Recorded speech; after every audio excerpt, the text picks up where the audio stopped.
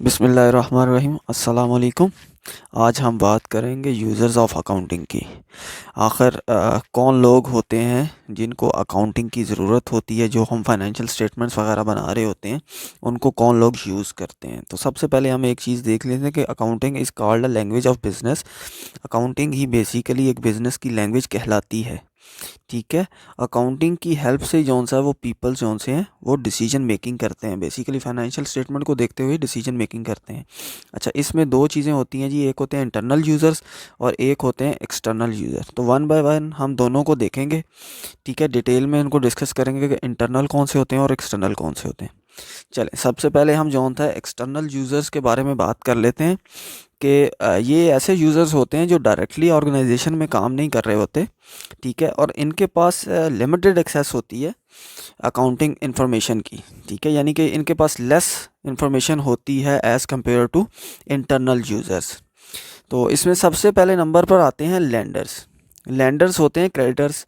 आप लोगों को पता ही होगा कि लेंडर्स कौन से होते हैं। बेसिकली बैंक्स और फाइनेंशियल इंस्टीट्यूशंस होते हैं जो हमारी इस इंफॉर्मेशन को, यानी कि जो हम फाइनेंशियल स्टेटमेंट्स वगैरह बना रहे होते हैं, इनको यूज़ कर रहे होते हैं ये देखने के लिए कि जिस ऑर्गेनाइजेशन को वो लोन वगैरह दे रहे हैं, क्या वो उसकी काबिलियत है कि वो वापस भी कर सके। अच्छा जी, उसके बाद दूसरे नंबर पे हम बात करेंगे शेयर होल्डर्स की। शेयर होल्डर्स बेसिकली जौन से हैं वो आपको पता ही होगा कि ऑनर्स होते हैं। ठीक है, जो यूज़ करते हैं अकाउंटिंग इंफॉर्मेशन को, हमारी फाइनेंशियल स्टेटमेंट्स को, रिपोर्ट्स को, ये डिसाइड करने के लिए कि वो जो स्टॉक्स ख़रीद रहे हैं क्या उनको इस टाइम पे बेचने चाहिए, होल्ड करने चाहिए या अभी नहीं बेचने चाहिए। ठीक है, तो इसी की बेसिस पे जौन सा है अकाउंटिंग इन्फॉर्मेशन की बेसिस पे ही share holders basically decision making कर रहे होते हैं। ठीक है, और अपने स्टॉक्स को सेल आउट करने की या परचेज आउट करने की। उसके बाद बात आती है डायरेक्टर्स की। डायरेक्टर्स जौन से हैं वो आ, होते तो बेसिकली कंपनी की टॉप मैनेजमेंट को जौन सा है वो डायरेक्टर्स ही सेलेक्ट कर रहे होते हैं। ठीक है, चूज़ कर रहे होते हैं कि किसको जौन सा है उन्होंने सीईओ बनाना है, किसको क्या। वो भी अकाउंटिंग इन्फॉर्मेशन की ही बेसिस पे सारे डिसीजन मेकिंग हो रही होती है। और डायरेक्टर्स को कौन चूज़ करता है? वो शेयर होल्डर्स बेसिकली वोटिंग करते हैं और जौन सा है वो डायरेक्टर्स को इलेक्ट करते हैं बेसिकली। चले जी, अब बात कर लेते हैं चौथे नंबर पर एक्सटर्नल ऑडिटर्स। एक्सटर्नल ऑडिटर्स, एक इंटरनल ऑडिटर होता है, एक एक्सटर्नल ऑडिटर होता है। इंटरनल ऑडिटर्स जौन से हैं वो विद इन द ऑर्गेनाइजेशन काम कर रहे होते हैं, लेकिन एक्सटर्नल ऑडिटर भी जौन सा है इस रिपोर्ट को देख रहे होते हैं, आपकी फाइनेंशियल स्टेटमेंट्स को वेरीफाई कर रहे होते हैं कि जो आपने स्टेटमेंट्स बनाई हैं वो according to generally accepted principles SOPs के मुताबिक हैं या वायलेशन कर रही हैं किसी चीज़ की। तो इसके बाद हम बात कर लेते हैं पाँचवें नंबर पर नॉन एग्जेक्टिव एम्प्लॉइज़ और लेबर यूनियंस की। ये लोग भी फाइनेंशियल स्टेटमेंट को इस्तेमाल कर रहे होते हैं। क्या वो जज कर रहे होते हैं बेसिकली कि उनको जो वेजेस वगैरह दी जा रही हैं वो अकॉर्डिंग टू प्रॉफिट हैं या नहीं हैं। ठीक है, उनके जॉब प्रॉस्पेक्ट्स जो से हैं वो उसके मुताबिक हैं। ठीक है, उसके बाद वो बारगेनिंग भी कर सकते हैं इसके बारे में। ठीक है, इसके बाद हम छठवें नंबर पे बात करेंगे रेगुलेटर्स की। रेगुलेटर्स भी कुछ लीगल अथॉरिटीज़ होती हैं जो आपकी सर्टेन एक्टिविटीज़ को, ऑर्गेनाइजेशन की सर्टेन एक्टिविटीज़ को मोनिटाइज कर रही होती हैं, बेसिकली देख रही होती हैं। ठीक है, इसी में एग्जांपल मैंने दी हुई है इंटरनल रेवेन्यू सर्विसेज की, IRS की। उसको रिपोर्ट्स चाहिए होती हैं आपकी टैक्स की कैलकुलेशन करने के लिए। ठीक है, उसके बाद यूटिलिटी बोर्ड होता है, उसको भी चाहिए होती हैं कि वो किसी भी प्रोडक्ट की सर्टेन प्राइस को डिसाइड करने के लिए। उसके बाद बात होती है सिक्योरिटी रेगुलेटर्स होते हैं, उनको भी आपकी रिपोर्ट्स रिक्वायर्ड होती हैं कि ताकि वो चेक करें कि आप लोग जो सा वो पूरा स्टॉक कर रहे हैं या आपकी मोनोपोली है मार्केट में। ठीक है, इसके बाद हम बात करेंगे सातवें नंबर पर वोटर्स की, लेजिस्लेटर्स की और गवर्नमेंट ऑफिशियल्स की। बेसिकली ये वोटर्स, लेजिस्लेटर्स और गवर्नमेंट ऑफिसर्स जो से होते हैं, इनके पास भी अथॉरिटी होती है, लीगल अथॉरिटी होती है कि वो आके मॉनिटर कर सकें कि जौन सी भी रिसिप्ट्स और आपके एक्सपेंसेस हैं उनको बेसिकली चेक करते हैं, क्रॉस चेक करते हैं ये आके। ठीक है, ये भी अकाउंटिंग इन्फॉर्मेशन की बेसिस पे ही हो रहा होता है, वो आपकी अकाउंटिंग इन्फॉर्मेशन आके देखते हैं। अच्छा, उसके बाद बात होती है जी contributors to non profit organisations की। अच्छा, इसमें जौन सा जी आपको पता ही है कि NGOs वगैरह जौन सी होती हैं उनको कौन सा वो डोनर्स बेसिकली चला रहे होते हैं, ठीक है। तो वो भी आपकी अकाउंटिंग इन्फॉर्मेशन ही की बेसिस पे जो है ना आपको डोनेट कर रहे होते हैं, ठीक है। वो देख रहे होते हैं कि जो पैसा आपको दिया गया है वो सही जगह पे इस्तेमाल हो रहा है या नहीं हो रहा, ठीक है। उसके अगर तो आप अच्छे तरीके से जो है वो आपके प्रोजेक्ट्स अच्छे होंगे, ठीक है, तो वो आपको ज़्यादा डोनेशन देते हैं, ठीक है। और अगर आपकी परफॉर्मेंस अच्छी नहीं होती तो वो लोग डोनेशन आपकी कम हो जाती है, ठीक है। चलें, अब 9वें नंबर पे हमारे पास आ जाते हैं जी सप्लायर्स। सप्लायर्स भी बेसिकली आपकी अकाउंटिंग इन्फॉर्मेशन ही की बेसिस पे जो है वो आपको सप्लाईज प्रोवाइड कर रहे होते हैं। कॉरपोरेट सेक्टर में इंडिविजुअली तो नहीं, कॉरपोरेट सेक्टर में जो है वो देख रहे होते हैं सप्लायर्स के, जिसको वो क्रेडिट पे सेल्स करेंगे जिनके आगे, वो बेसिकली उनकी इतनी पोजीशन भी है कि वो आपको जो है पे बैक कर सकें, ठीक है।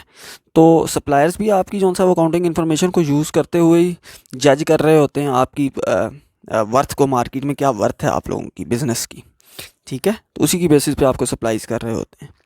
अच्छा, उसके बाद आ जाते हैं जी कस्टमर्स, इंडिविजुअल कस्टमर्स या कॉरपोरेट कस्टमर्स। वो आपके फाइनेंशियल रिपोर्ट्स को देखते हुए ही आपके साथ जो सा है वो आपको जो सा सेलेक्ट या इलेक्ट कर रहे होते हैं कि जो भी हमारे सप्लायर्स होंगे, मतलब कि जिससे वो चीज़ परचेज़ करना चाह रहे हैं उसकी क्या वर्थ है मार्केट में, वो आपके साथ लॉन्ग टर्म चल सकेंगे या नहीं चल सकेंगे। इसके बाद बात करेंगे हम इंटरनल यूज़र्स की, कि जो विद इन द ऑर्गेनाइजेशन जो लोग काम कर रहे होते हैं वो कैसे फाइनेंशियल रिपोर्ट्स को, अकाउंटिंग को आपकी इस्तेमाल कर रहे होते हैं। तो उसमें जो सा ये डायरेक्टली मैनेज कर रहे होते हैं ऑर्गेनाइजेशन को, ठीक है। इसमें सबसे पहले जी चीफ़ एग्जीक्यूटिव ऑफिसर्स होते हैं, ठीक है, जो आपकी परफॉर्मेंस देख रहे होते हैं अपनी फर्म की, मतलब जिसमें भी वो होंगे। उसके बाद चीफ फाइनेंशियल ऑफिसर्स होते हैं, सीएफओज होते हैं, ठीक है, वो देख रहे होते हैं। वो भी बेसिकली अकाउंटिंग की डाटा की बेस के ऊपर ही जो सा है वो डिसीजन मेकिंग कर रहे होते हैं कि प्रॉफिट्स हो रहे हैं या नहीं हो रहे। फिर चीफ ऑडिटर एग्जेक्टिव्स होते हैं, इसी तरह एग्जेक्टिव और मैनेजेरियल लेवल एम्प्लॉइज़ होते हैं, ठीक है। ये basically within the organisation सारे लोग काम कर रहे होते हैं और ओवरलुक कर रहे होते हैं सारी एक्टिविटीज़ को। इसके बाद हमने एक छोटा सा कॉन्सेप्ट रखा है जी मैनेजेरियल अकाउंटिंग का। मैनेजेरियल अकाउंटिंग आगे जाके आप लोग जो सा इस कंप्लीट कोर्स को जो सा वो पढ़ेंगे, ये बेसिकली मैनेजर्स के लिए होती है, ठीक है, डिसीजन मेकिंग के लिए। तो मैनेजर्स जितने भी होते हैं वो मैनेजेरियल अकाउंटिंग की ही बेसिस पे जो सा वो डिसीजन मेकिंग कर रहे होते हैं आगे, कि क्या क्या उनको बेसिकली डिसीजंस लेने हैं, ठीक है।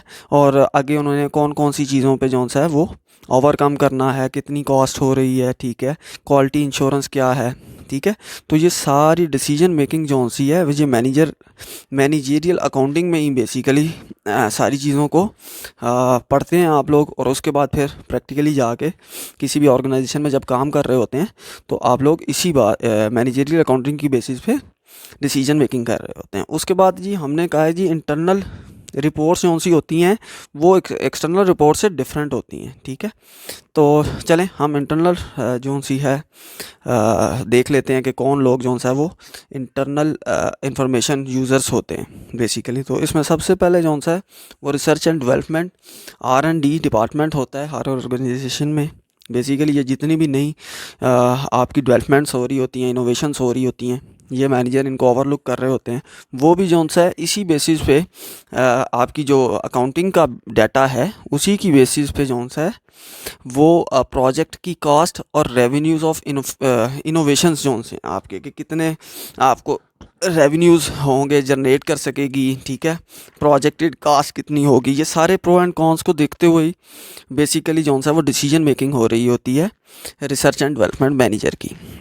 अच्छा जी, परचेजिंग या प्रोक्योरमेंट मैनेजर्स जौन से होते हैं वो भी बेसिकली जौन सा है वो आपकी जो भी है अकाउंटिंग की डाटा की बेस के ऊपर ही डिसीजन मेकिंग कर रहे होते हैं। उसी डाटा को देखते हुए ही देख रहे होते हैं कि कहाँ पे किस चीज़ की कब ज़रूरत होगी और कितनी ज़रूरत होगी, ठीक है। तो ये जौन सी ये सारी जितनी भी चीज़ें हैं अकाउंटिंग इसमें बहुत इंपॉर्टेंट रोल प्ले करती है।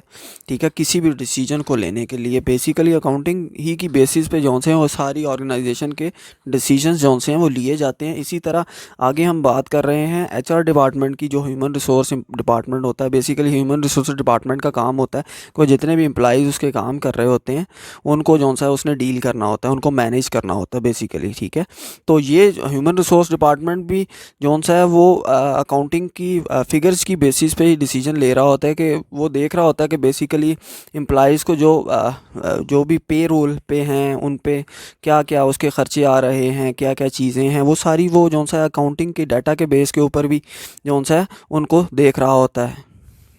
अच्छा, अब चौथे नंबर पे आ जाता है हमारे पास प्रोडक्शन मैनेजर। प्रोडक्शन मैनेजर की बेसिकली ड्यूटीज़ ये होती हैं कि वो जितनी भी प्रोडक्शन हो रही होती है आपकी ऑर्गेनाइजेशन में, फॉर एग्जांपल आप जौन सा है वो शू बिज़नेस कर रहे हैं, तो उसमें जो शू की मैन्युफैक्चरिंग हो रही है वो बेसिकली आपकी प्रोडक्शन है। तो उसकी जो वो मॉनिटर कर रहा होता है। प्रोडक्शन मैनेजर का बेसिकली काम होता है कि वो कॉस्ट को मैनेज करे और क्वालिटी को जौन सा ना इंश्योर करे। तो वो भी सारा जौन सा है वो इसी फाइनेंशियल स्टेटमेंट की बेसिस के ऊपर ही डिपेंड कर रहा होता है टोटल। ठीक है, तो इसी डाटा की बेसिस पे वो जौन सा है उस चीज़ को देखता है। इसके बाद बात आ जाती है पाँचवें नंबर पर डिस्ट्रीब्यूशन मैनेजर। डिस्ट्रीब्यूशन मैनेजर का काम होता है कि वो जितनी भी उसकी डिस्ट्रीब्यूशंस हैं, फ्रेंचाइजीज़ हैं, वहाँ पे उसने सप्लाईज़ को मेंटेन करना होता है। बेसिकली जो भी प्रोडक्शन मैनेजर ने प्रोडक्शन की है उसको उस लॉजिस्टिक्स की मदद से उसने जौन सा है वो सप्लाईज़ प्रोवाइड करनी होती हैं। तो वो भी इसी डाटा की बेसिस पर ही टाइम की एक्यूरेसी देख रहा होता है, उसकी एफिशिएंसी ऑफ डिलीवरी को देख रहा होता है, और प्रोडक्ट एंड सर्विसेज जितनी भी हैं उसकी उनको सारियों को मैनेज कर रहा होता है इसी डाटा को देखते हुए। उसके बाद मार्केटिंग मैनेजर की बात आ जाती है 6वें नंबर पे। जो मार्केटिंग मैनेजर भी जौन सी है कॉस्ट को और जितनी भी आपकी सेल्स प्राइस हैं इन सारों को देखने के लिए वो फाइनेंशियल रिपोर्ट्स को ही देखता है और उसी की बेसिस पे वो डिसीजन मेकिंग करता है कि प्राइस की प्रोडक्ट क्या रखनी है। ठीक है, किस यूनिट एक पर यूनिट की प्राइस क्या होगी, और बाकी सारी चीज़ें भी जौन सा है वो बेसिकली अकाउंटिंग इन्फॉर्मेशन की बेसिस पे ही कर रहा होता है। इसके बाद बात कर लेते हैं हम 7वें नंबर पर जो सर्विसेज मैनेजर होता है। बेसिकल आफ्टर सेल सर्विसेज जौन सी हैं वो उसकी कॉस्ट क्या आ रही है, ठीक है, उसके बेनिफिट्स क्या हो रहे हैं, वो सारी चीज़ें भी जौन सी हैं वो सर्विसेज मैनेजर अकाउंटिंग की ही बेसिस पे कर रहा होता है। अल्लाह हाफिज़।